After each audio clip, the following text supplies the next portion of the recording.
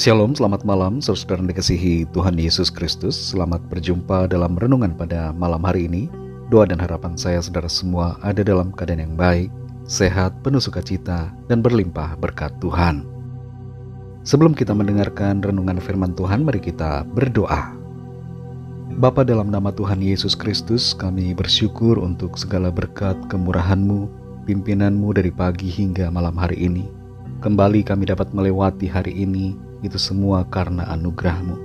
Saat ini kami rindu mendengarkan sabda firman-Mu. Urapi kami Tuhan, agar kami mengerti dan taat melakukan kehendak-Mu.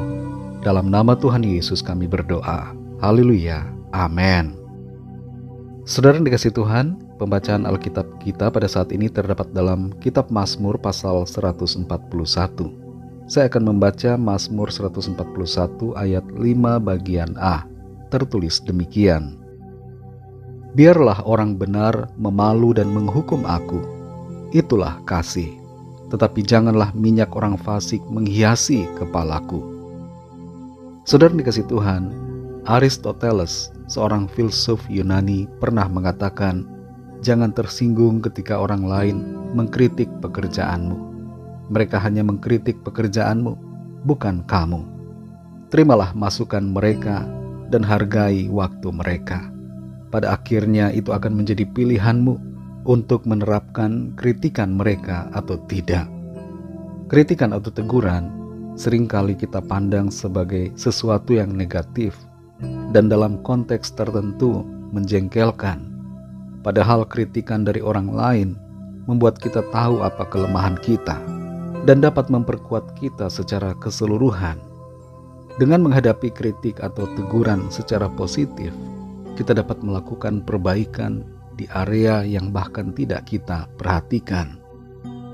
Dalam Mazmur 141 ayat 5 bagian A ini dikatakan, biarlah orang benar memalu dan menghukum aku, itulah kasih. Tetapi janganlah minyak orang fasik menghiasi kepalaku.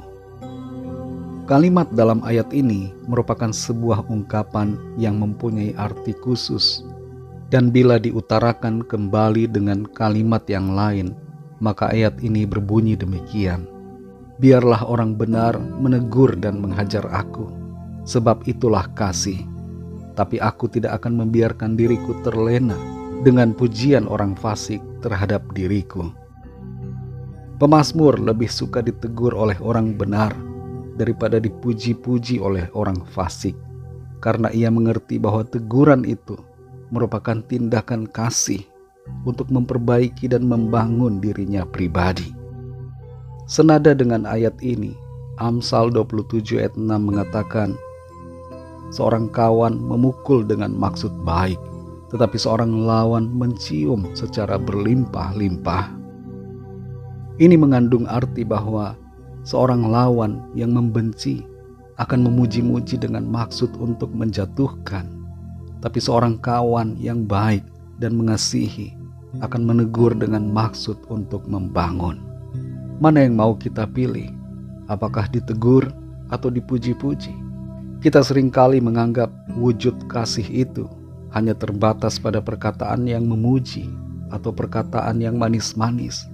Padahal kasih berwujud juga dalam perkataan yang menegur dan kritik yang membangun. Dalam Wahyu pasal 3 ayat yang ke-19, firman Tuhan berkata, barang siapa kukasihi, ia kutegur dan kuhajar, sebab itu relakanlah hatimu dan bertobatlah. Tuhan menyatakan kasih-Nya kepada kita. Salah satu caranya adalah dengan menegur kita lewat firman-Nya.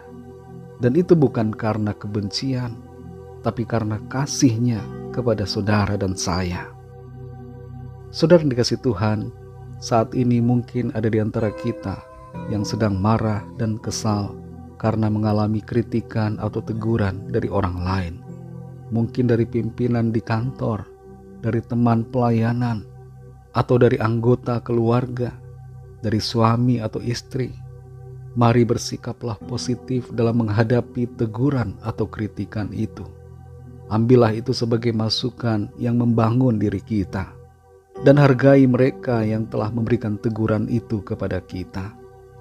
Mungkin ada di antara kita yang saat ini sedang marah kepada Tuhan karena keadaan sulit yang dialami.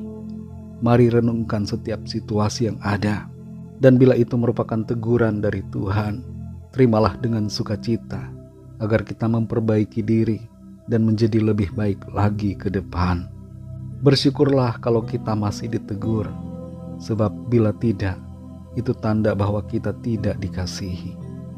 Mari kita wujudkan juga kasih kita kepada orang lain dengan menegur mereka dan menyampaikan kebenaran apabila mereka hidup dalam dosa dan kejahatan. Karena adalah lebih baik teguran yang nyata-nyata daripada kasih yang tersembunyi. Mari kita berdoa.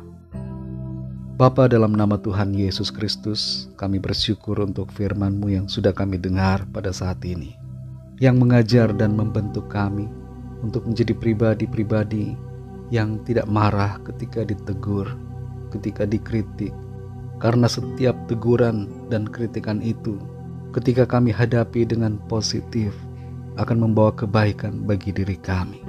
Tolong kami Tuhan, bentuk hati kami, agar rela untuk ditegur dan mau bertobat dari segala kesalahan kami.